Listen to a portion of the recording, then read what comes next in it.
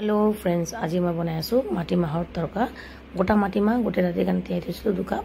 रातिपुवा धुई केने मैं कुकारोत दी दिसो। कुकारोत पानी दी केने मैं एटु हुइसेल मारिब बहाई दिम। इपिने मैं एटा केराहित रिफाइन ऑयल लैसो हाफ काप। तेलखिनि गरम होवात आदा और নহरु सरुके काटि राखा 2 चामच दी दिसो। आदा নহरु रंगा होवात याते एटा डाঙर साइजर पियाज पातलके काटि लोৱা हातेरे मोहारि दी दिसो। दी केने मैं मीडियम फ्लेमत पियाजटो अलप दे भाजी लम। इपिने दुटा डाঙर डाঙर बिलाही और 4-5 मान जलकिया चपरत मैं काटि लैसो। এইখিনি मैं पियाजत एटा दी दिम। दी केने मैं अलप देरी भालदरे भाजी लम। बिलाही और पियाजर केঁচা गन्ध जेते नहोৱা হ'ব तेते मैं याते निमख दी दिम 1 चामच। निजर टेस्ट अनुसारि निमखটো দিব। जीरा पाउडर दिसो मैं हाफ स्पून, धनिया पाउडर दिसो मैं हाफ स्पून और हालदी पाउडर दिसो मैं 1 चामच और रेड चिली पाउडर दिसो मैं हाफ स्पून।